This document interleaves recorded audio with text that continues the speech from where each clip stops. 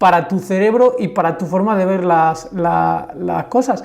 Yo me he dado cuenta, leyendo estos libros, de que realmente nuestro cerebro, si lo pensamos en frío, no está diseñado o no está diseñado principalmente para ser feliz. El cerebro, en su estado más básico, está diseñado para sobrevivir. Y como está diseñado para sobrevivir, el proceso de búsqueda de felicidad está muy por debajo del proceso de supervivencia.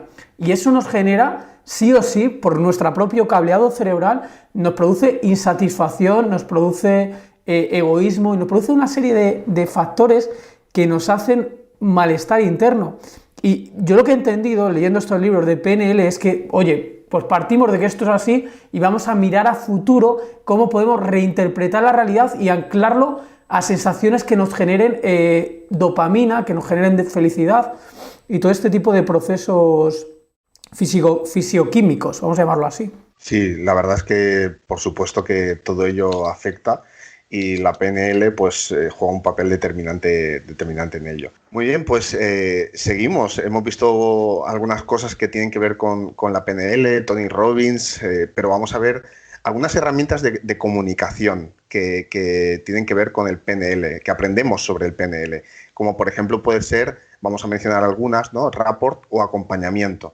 Como una vez que entiendes a la otra persona, pues ya puedes hacerle comprender cómo ves tú las cosas, ¿no? Una de las formas de sintonizar con el otro, hacerle sentir que lo comprendes, es a través del acompañamiento.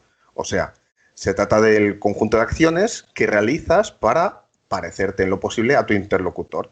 Imitas cómo se sienta, cómo cruza los brazos, su posición, su tono de voz, su opinión, sus palabras, su acento. Y claro, una vez que estáis sincronizados, puedes cambiar incluso tu tono de voz o lo que sea, ¿no? Y la otra persona pues te acompañará. Eso sirve muy bien en las discusiones o, por ejemplo, cuando te presentan a alguien que no conoces. Sí, esto es una herramienta muy útil para comunicarte con la gente.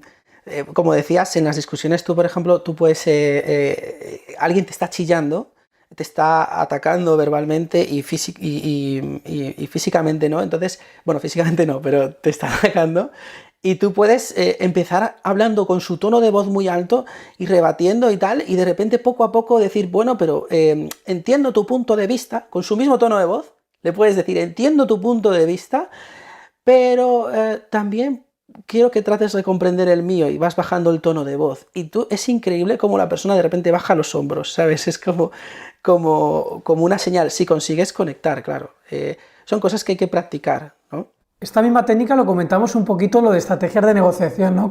Cómo adaptar tu tono de voz, tu ritmo comunicativo, incluso repetir las últimas palabras de lo último que te ha dicho, ¿no? Para hacer ese efecto espejo. Exacto, totalmente, es eso, es tal cual. Vale, pues si quieres pasamos a la siguiente técnica. Esta se le da muy bien a Tony Robbins y además se ve muy bien en su documental de Yo no soy tu gurú, y es la ruptura de patrón, ¿no? Además es algo que también queremos hacer siempre nosotros en los podcasts y cuando damos clase también de forma presencial para que la gente mantenga la atención, ¿no? Y es cuando alguien entra en un bucle de pensamientos, que también, Raúl, tú sabrás que le llamamos que estamos rumiando, ¿no? Estamos pensando en el pasado y pronosticando el futuro y estamos rumiando, y es imposible apagar nuestro cerebro, ¿no? Incluso aunque no tengamos estímulos externos, nos encierran en una habitación, nuestro cerebro va a empezar a rumiar de forma interna, ¿no? Incluso aún sin estímulos internos, ¿no? ¿Y cómo es posible romper ese patrón de tal manera que salgamos del proceso de rumiación interno, ¿no? ¿Y cómo se puede hacer esto, Raúl? Bueno, como tú dices, Tony, en el momento en que el chico, no sé si, claro, los oyentes han visto No soy tu gurú, es un documental de Tony en el que se ve partes de su seminario y hay un chico que está con una profunda depresión y que tiene tendencias suicidas. Y bueno, él está explicando cómo se siente, ¿no? Entonces ves cómo pone su cara, cómo se concentra en su emoción negativa, cómo está medio llorando, cómo está en un bucle de pensamiento súper negativo, que si nos damos cuenta que el 95% de los pensamientos los repetimos cada día, esa persona no es que sea en ese momento, es que lleva toda su vida teniendo ese tipo de pensamientos. De repente Tony, delante de él, le habla de sus zapatos rojos. Es por tus zapatos rojos. Le dices, te quieres suicidar por tus zapatos rojos. Es un momento cómico donde la gente de repente, hasta las personas, ¿no? Salen de ese estado tan negativo y empiezan a reírse. Él mismo empieza a reírse y Tony le dice, ojo, lo vas a estropear, ¿no? Te estás riendo, vas a estropearlo, ¿no? Esto es algo muy, muy interesante que dice la PNL, y es que realmente nosotros aprendemos a sentirnos mal, aprendemos cómo hacer para deprimirnos. Es un proceso mental y no somos conscientes de él. O por ejemplo, cuando esto también lo cuentan mucho, cómo disminuir la toxicidad en una relación, cuando te encuentras con una persona que está en un bucle de criticar, pensamiento negativo, chillar, como de repente le dices, oye, qué guapo estás hoy, ¿qué te has hecho en el pelo? ¿Qué te has puesto? Es como que le rompes el proceso del ciclo ese autodestructivo y ¡pum! Cortas y además no se lo espera, se queda como totalmente bloqueado. Sí, sí. Vaya cinturón tan bonito que te has comprado, sí, eso es buenísimo. Ya no es capaz de mantener ese momento duro, ¿no? Se relaja sí o sí. Tal cual. Es muy bueno eso. Vamos a ver la siguiente herramienta, anclajes, ¿no? Ahora hemos obtenido un estado emocional positivo y queremos fijarlo, ¿no? Así que lo podemos asociar a un estímulo físico o a otra asociación verbal. Y ponemos un ejemplo. Haces un trato con alguien, lo miras a los ojos, le sonríes, le pones la mano en el hombro y le dices, has tomado una buena decisión. Eso pues, hombre, sirve muy bien para anclar emociones o experiencias positivas que además quieres recordar poniendo tu atención en los detalles o como ellos lo llaman, las submodalidades que mejor te hagan sentir de una situación. Sí, al final tenemos que entender que si yo aprendo en base a estímulos que veo de fuera, si yo altero, modifico a mi antojo esos estímulos, anclo diferentes aprendizajes, ¿no? O sea, yo cuando aprendo algo no me aprendo solo eso, me aprendo dónde estoy, me aprendo con quién lo estoy hablando, me aprendo las emociones que me produce, ¿no? Entonces, el hecho de que tú, por ejemplo, hay una frase que es, no pasa nada, no pasa nada, se la dices a un niño y es como te mira desconfiado, ¿no? Y es ¿por qué? Porque cada vez que pasa algo, alguien les dice, no pasa nada, ¿me explico? Entonces, vivimos rodeados de anclajes y conocerlo nos hace poder utilizarlos para anclarnos a experiencias positivas. Por ejemplo, este ejemplo que ponías, Abraham, es lo que se suele usar en marketing, ¿no? Para reforzar la confianza del comprador y para que luego no se arrepienta, tenga la sensación de haber tomado una buena decisión, ¿no? Pero puedes usarlo para cosas mucho más positivas, según lo quieras ver, como por ejemplo, estás caminando, estás con tu hija en brazos, estás sintiéndote muy bien y tomas aire fuerte y tratas de ver esa imagen como multiplicada, tratas de sentirla a tope y te aseguro que esa imagen, si la vas recordando, puedes sentirla cada vez y te hace sentir bien. Utilizar los anclajes puede ser muy positivo para ti. Además es una estrategia básica de Tony Robbins, ¿no? En el libro este de... ¿Cómo se llamaba? El de... Poder sin límites, creo recordar que era.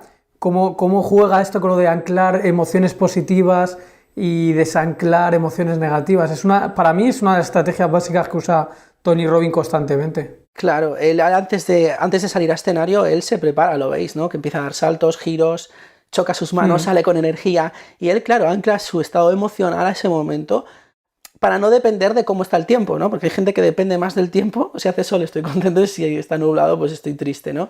Pues no, él utiliza otro tipo de anclajes. Al final la gente está anclada al tiempo y él, sin embargo, se autoancla, digamos. Esto de los anclajes a mí me flipa mucho, entre comillas. De hecho, me estoy leyendo el libro de Tim Ferriss que se llama Armas de Titanes, totalmente recomendado, es buenísimo, y comenta el mismo Tim Ferriss como la mayoría de las personas que ha entrevistado, o gran parte de ellas, es habitual que escuchen la misma sintonía o la misma canción antes de hacer algo, ¿no? Es como que lo tienen anclado, oye, cuando escucho esta canción motivacional es que me hace salir a tope, ¿sabes? ¿Cómo anclan esa música, esa melodía con un estado de energía máximo? Entonces, es una estrategia básica que usa todo este tipo de gente. Sí, y en marketing recordad también que las tiendas utilizan el anclaje a nivel olfativo, ¿no? Huelen igual, utilizan anclajes visuales, ¿no? La imagen de marca, todo eso es parte de la programación neurolingüística. Vale, pues si quieres, Raúl, pasamos a otro truco, bueno, truco no, otra técnica de comunicación del PNL. Además, esta para mí es casi la que más me ha gustado de todo lo que he leído, que tiene que ver con Constituida por todo aquello que está bloqueado y enterrado dentro de ti. Tu miedo lo causan los bloqueos en el flujo de tu energía. Cuando tienes la energía bloqueada, no puede ascender y alimentar a tu corazón. Y en consecuencia tu corazón se debilita. Cuando tu corazón está debilitado, es sensible a las vibraciones inferiores. Y una de las vibraciones más bajas que existen es el miedo. El miedo es la causa de todos los problemas. Es la raíz de todos los prejuicios y emociones negativas, como la ira, la posesividad y los celos. Si no tuvieras miedo, podrías vivir en este mundo perfectamente feliz. Nada te molestaría. Estarías dispuesto a afrontar cualquier cosa o persona con la que te cruzaras porque no sentirías ningún temor que pudiera alterarte. El propósito de la evolución espiritual es retirar los bloqueos que son causa de tu miedo. La única alternativa es proteger todos tus bloqueos para así no sentir miedo. Pero en tal caso has de esforzarte sin pausa por tenerlo todo controlado, a fin de evitarte problemas internos. Que hayamos llegado a la conclusión de que evitar nuestros problemas internos es una decisión inteligente es algo que resulta difícil de entender, pero eso es precisamente lo que hace todo el mundo. Todo el mundo dice, haré todo lo que pueda para conservar mis miedos.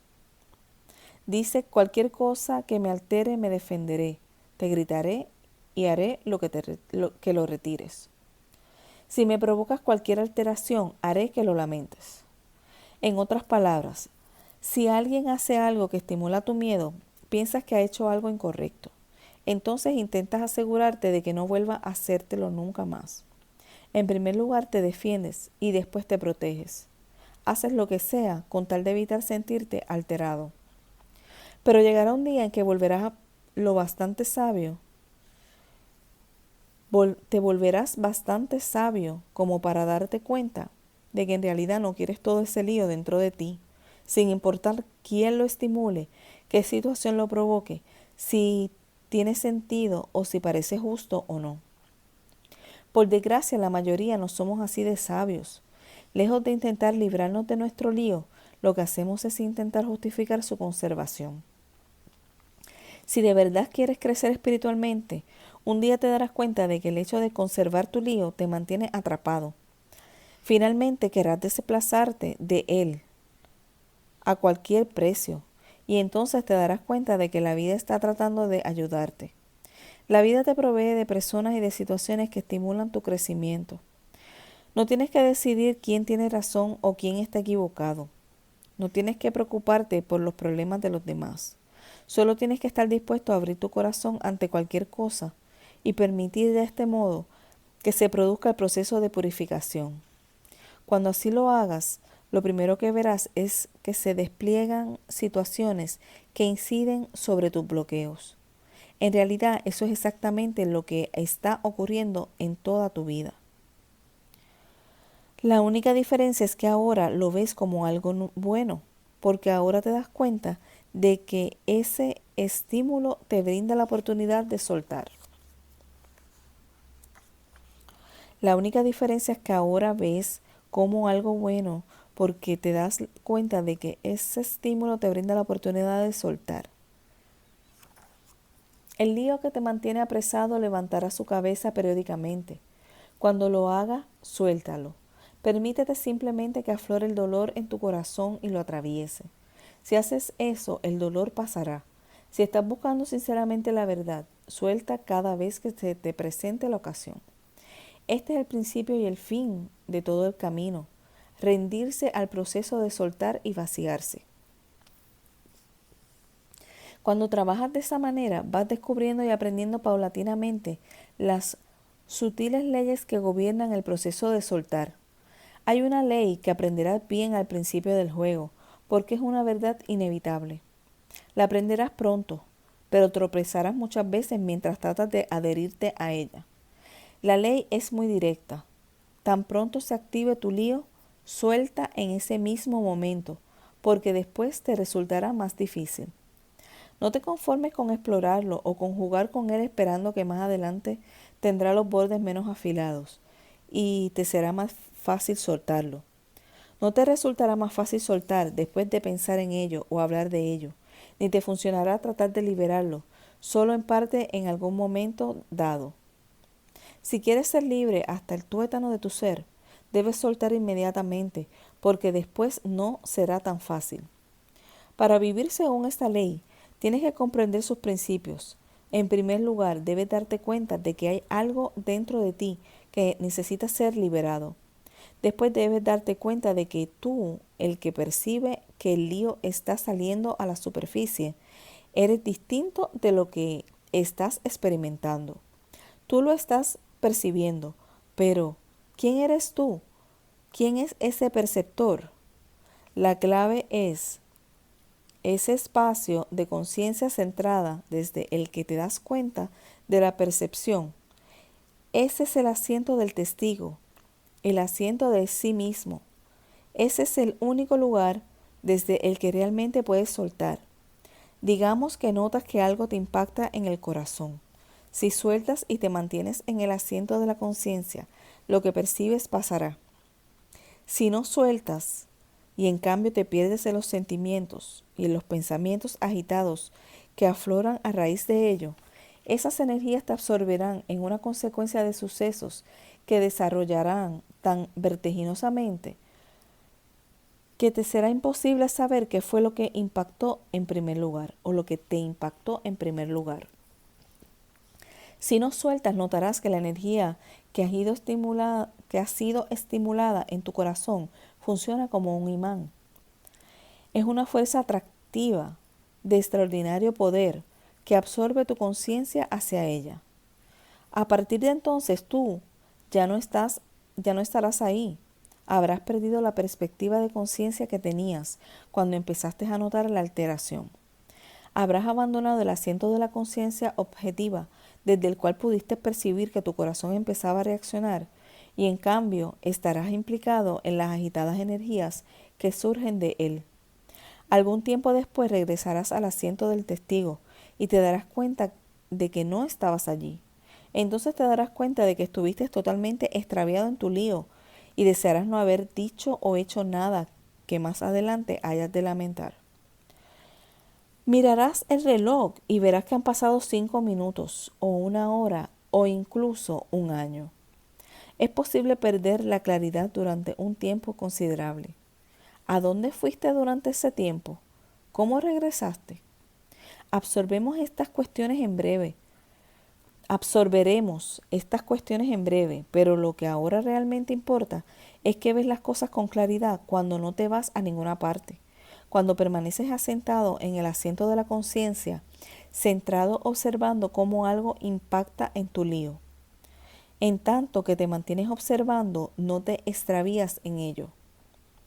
La clave está en comprender que, si no sueltas inmediatamente, el poder perturbador de la energía activada absorbe la atención de tu conciencia. A medida que tu conciencia se sumerge en la alteración, pierdes el claro asiento del testigo. Es algo que sucede instantáneamente, de modo que no te percatas de que te extravías, al igual que tampoco te das cuenta de que desapareces de la habitación en la que estás leyendo un libro o viendo un programa de televisión cuando te quedas absorto en la lectura o en el visionado. En tales situaciones pierdes simplemente el punto fijo y estable de conciencia desde el que eras objetivamente consciente de tu entorno. Tu conciencia abandona la posición centrada en la que eras testigo de las múltiples energías que te rodean, y en cambio eres arrastrado a enfocarte en una sola de ellas, perdiendo de vista todas las demás. Normalmente el abandono del asiento del sí mismo no es un acto voluntario, sino que su causa reside en las leyes de atracción. Según estás, la conciencia resulta siempre absorbida por el objeto más llamativo, como por ejemplo el dedo del pie que te han pisado, o bien un sonido agudo, o quizás tu corazón dolorido. La conciencia va al lugar que más la distrae, y esa ley opera tanto dentro como fuera. A esto nos referimos cuando decimos, por ejemplo, hacía tanto ruido que captó toda mi atención. Es decir, el sonido estridente atrajo la conciencia hacia él. Cuando uno de tus bloqueos percibe un impacto, se produce esa misma atracción, y tu conciencia se ve entonces atraída hacia la fuente del malestar. De este modo, la conciencia abandonará su asiento centrado y se centra en cambio en ese lugar. Realmente ahora el cambio, el liderazgo tiene que ver muchísimo más con saber leer el contexto, un contexto que es totalmente dinámico y móvil, en desarrollar básicamente un propósito, es decir, ¿para qué existe mi empresa? Y claro que tenemos que tener toda la parte de lograr los resultados, pero lograr con propósito, tener una estrategia mucho más clara y a corto plazo y mucho más ágil, una toma de decisiones mucho más ágil. Y eso no es posible si no hay un autoconocimiento claro, ¿vale? No solo de la parte técnica, de qué es lo que tenemos que hacer de la mejor manera posible, sino empezando por nosotros mismos, ¿no? Y además que las nuevas oportunidades se generan siempre a partir de las personas. Por tanto, una parte de cómo colaborar, cómo ayudar a otras personas a que se desarrollen. Crear líderes de líderes es una parte indispensable de esta parte, y también eso, crear un ecosistema. Antes podíamos pensar, trabajo desde mi empresa y estoy mucho más un mundo mucho más endogámico. Ahora el mundo es mucho más holístico y realmente la colaboración, para mí, el futuro es las nuevas oportunidades vienen de la colaboración.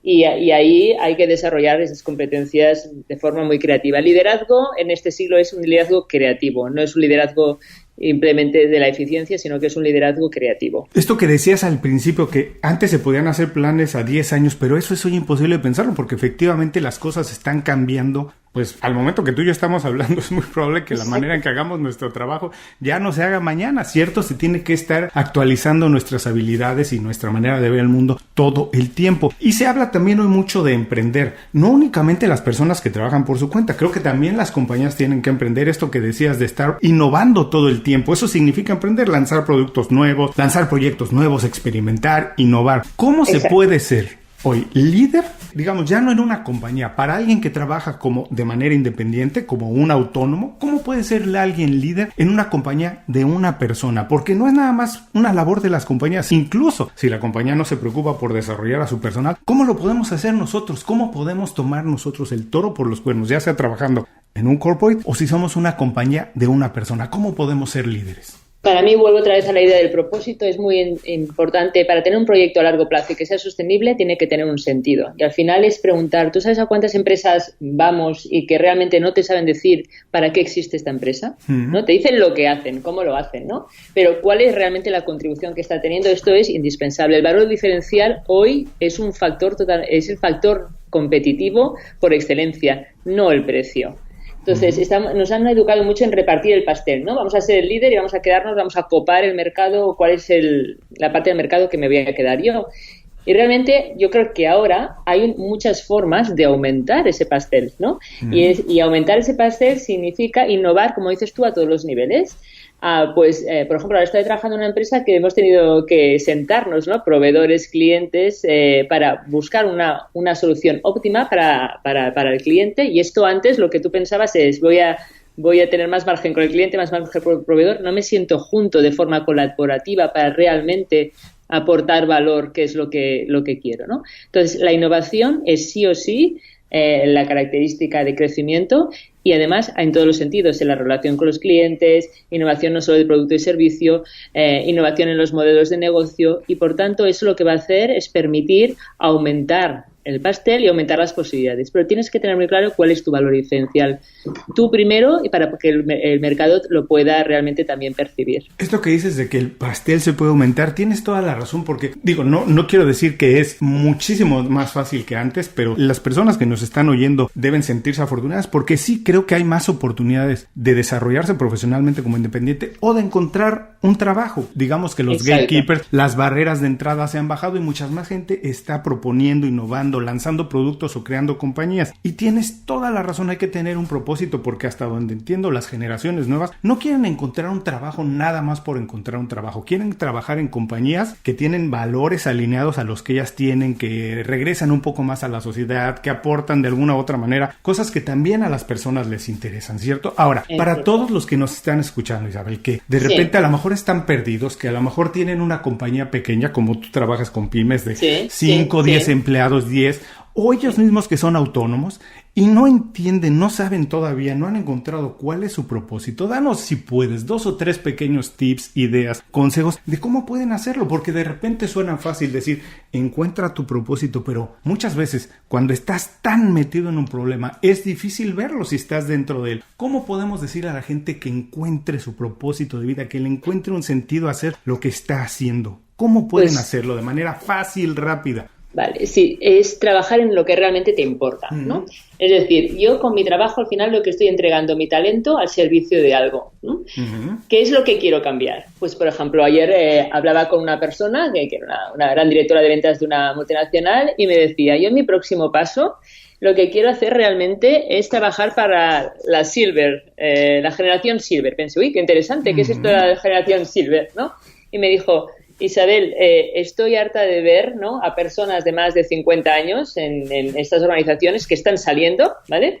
Porque no las absorbe el parámetro de multinacional y que quieren realmente emprender. De hecho, los emprendedores de esta edad ya superan los jóvenes, ¿no? Y quieren realmente contribuir a través de un servicio. Entonces, por ejemplo, ella pensaba en hacer algo en concreto para este colectivo, ¿sí? Y entonces buscar el colectivo, la necesidad, ¿no? Y tener ese valor más diferencial. Y realmente ahí trabajarlo muy, muy bien con tu comunicación, etcétera. Si todavía alguien está perdido y piensa que podemos tener más ayuda, fijaos, la ONU ya hizo la agenda de los ODS, los Objetivos de Desarrollo Sostenible, y tiene 17 puntos en los que se puso de acuerdo qué es lo que va a mejorar el mundo. Pues quieres trabajar en fomentar, ¿no?, que haya, por ejemplo, el cambio del clima climático. Quieres trabajar para un tema de mejorar la igualdad de género. Quieres trabajar, piensa más allá, en un propósito algo mayor de lo que realmente haces. Eso es lo que te va a generar, ¿no?, un compromiso con la sostenibilidad a medio plazo. Si no, y eso es lo que hace que los emprendedores de éxito, ¿vale?, que he tenido pues la fortuna de conocer a varios, hace que tu proyecto se vaya redefiniendo en función de lo que haya, pero el propósito siempre está. Entonces, realmente trabaja para lo que importa, qué es lo que es significativo para ti, y ponte manos a la obra. Y además, la mayoría de las personas con las que he platicado y todo lo que hemos leído es que al final del camino, la verdad es que lo que nos deja mucho más satisfechos es tocar más personas, ¿cierto? Nadie en el lecho de muerte dice, ay, me hubiera encantado comprar más casas o tener más automóviles. No, realmente lo que todo el mundo busca y añora cuando el tiempo empieza a escasear es tener la oportunidad de tocar más personas. Así que esto que dices de tener un propósito, de tener una misión, tiene mucho sentido. Hay que trabajar por algo que sea más grande que nosotros, tocar más personas y que nuestro trabajo ayude a las personas a ser mejores. Esto tiene que ver con algo que me gusta mucho, que también comentas mucho en tus redes sociales, que es lo de alcanzar un liderazgo consciente. Si es esto, ¿qué es exactamente el liderazgo consciente y cómo las organizaciones pueden cultivarlo, Isabel?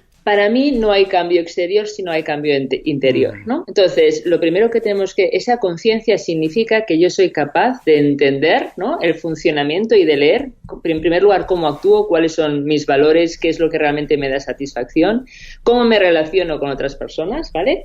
Y qué es lo que le doy más valor, etcétera, y cuáles son, digamos, mis potencialidades y cuáles son las cosas que realmente más me limitan, ¿no? Entonces, siempre que comienzo a trabajar con una organización y ahora que estoy más en los órganos clave, en los comités, es muy importante que sepamos nosotros como junta directiva, que decís ahí, ¿no?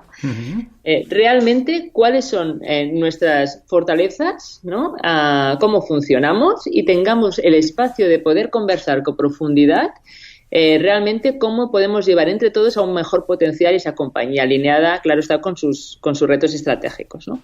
Entonces, esto requiere de un proceso que normalmente nos saltamos, porque desde la efectividad nos vamos directamente en qué es lo que hay que hacer y no vemos qué es lo que hay en nosotros mismos que está limitando que eso vaya más, ¿no? Entonces la conciencia es indispensable y estamos en un mundo tan acelerado, con tantas disrupciones, que practicar este espacio de reflexión, ¿no? de propio criterio, conversar y compartir con los demás, que es aquello que realmente nos hace crecer o lo que nos hace decrecer como grupo, es muy importante.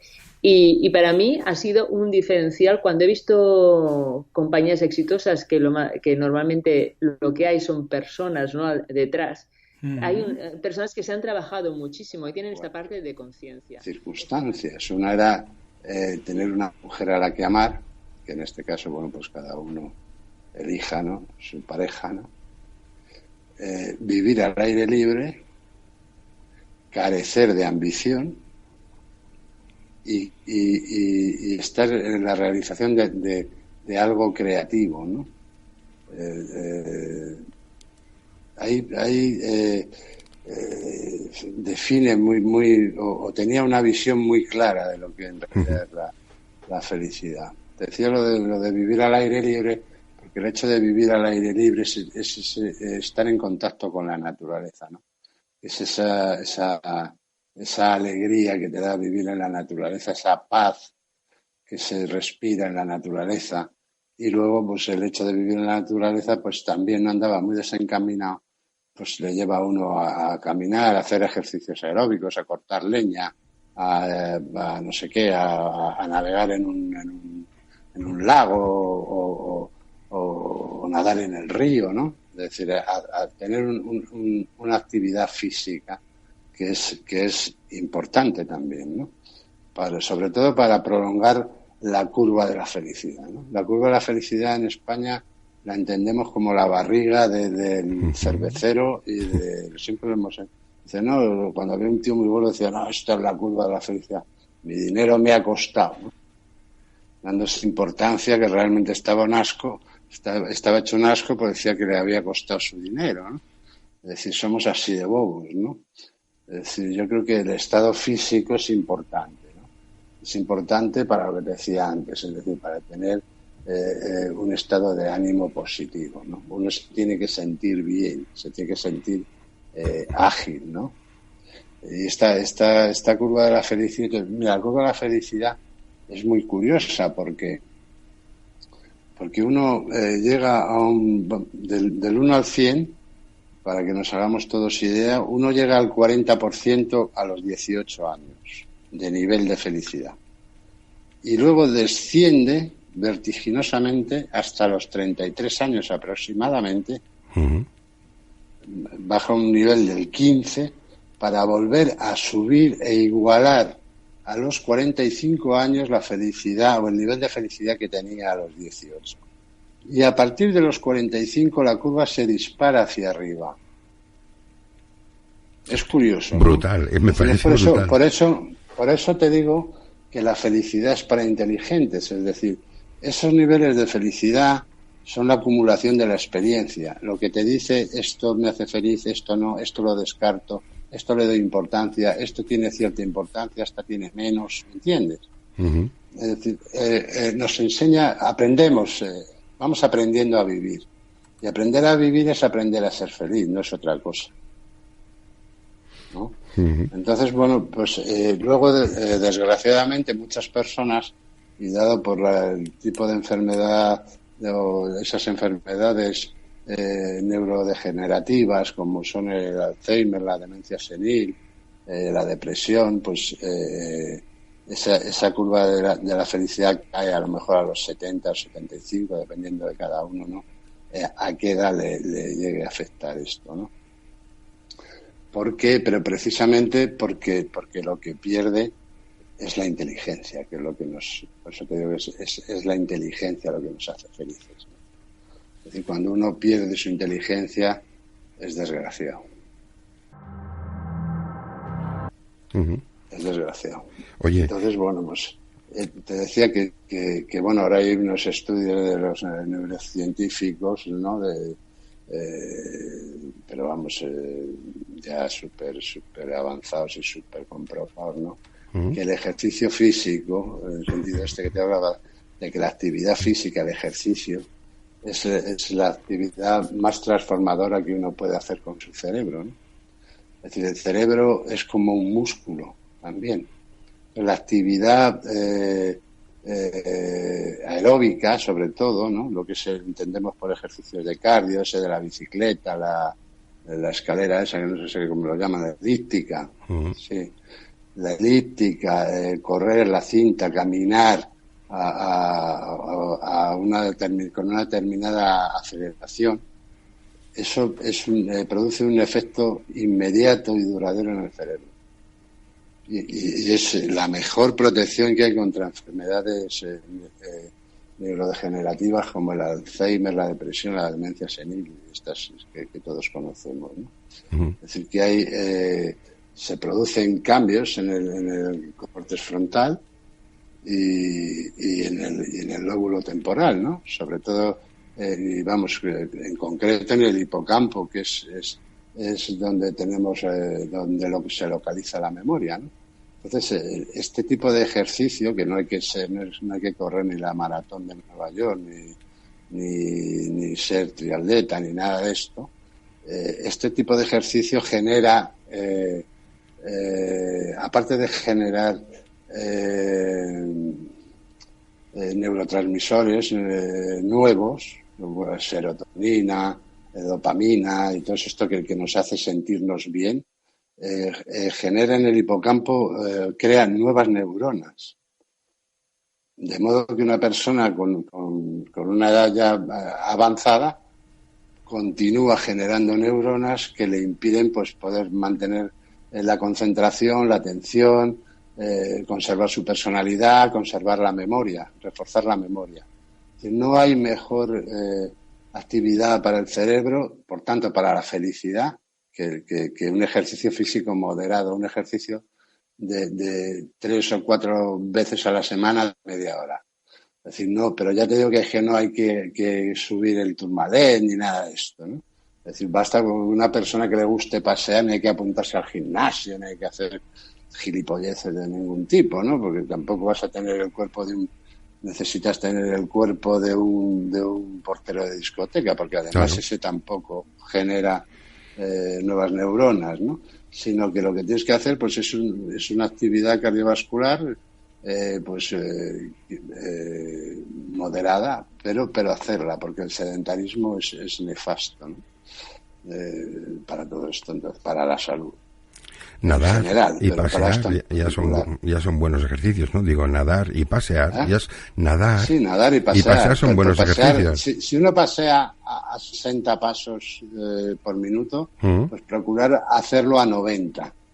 Y hacerlo media hora 3 o 4 días a la semana, según Wendy Suzuki, que es una neurocientífica catedrática de la New York University, es suficiente. Con eso es suficiente. Es decir, pero es bueno, pero además por eso, ¿no? Porque aumenta nuestro estado positivo de ánimo y nos sentimos con mayor energía. Es curioso que cuando uno hace deporte, yo no hago mucho, pero hago algo, cuando has acabado de hacerlo, te sientes con mayor nivel de energía, ¿no? Cuando debería ser lo contrario, es decir, no, coño, he estado quemando energía, ¿no? Bueno, pues se ha generado una mayor energía de la que has quemado, ¿no? De la que has consumido. Y eso lo siente uno, lo siente cualquiera que nos esté escuchando, sabe lo que le estoy diciendo, ¿no?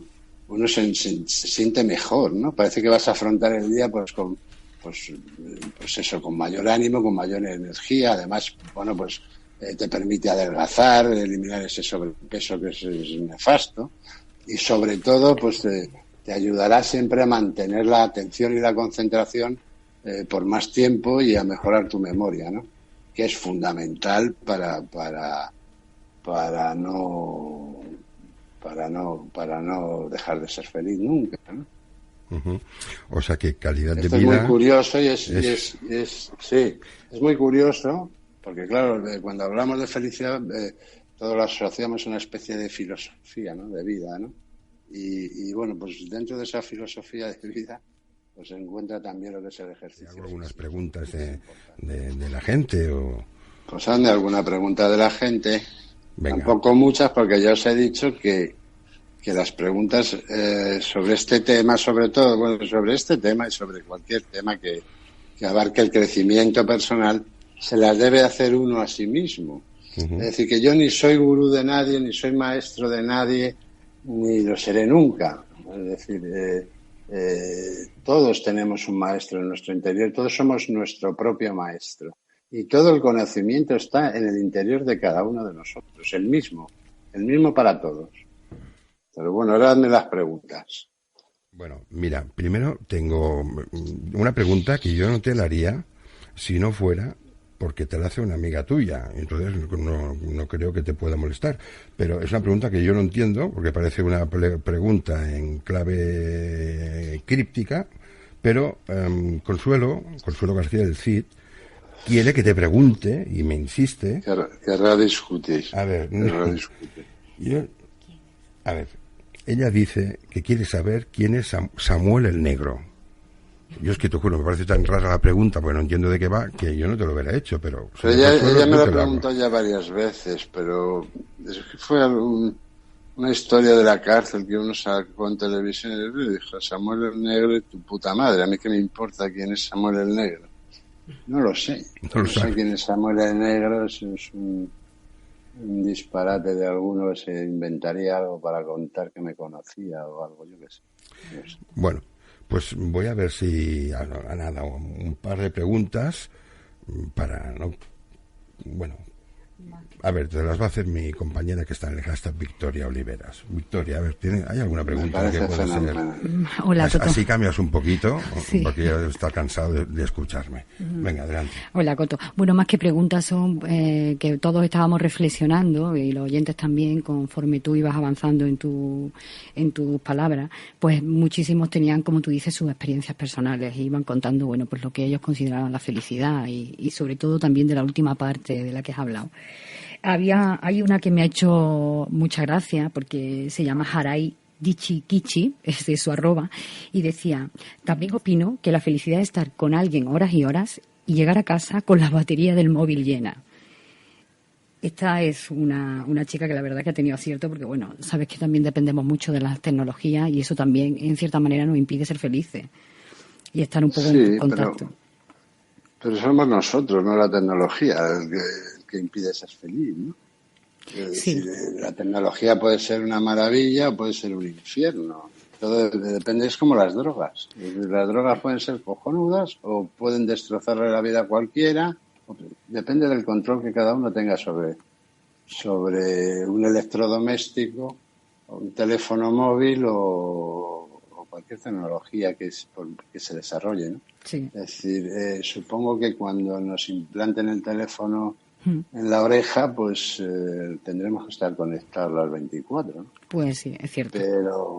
Pero vamos, de momento ahora nada te impide apagar tu teléfono en un momento determinado. Sí. No tenemos en nuestras manos hacerlo. Está claro. Mira, Estrella Guerrera, otra chica nos pregunta...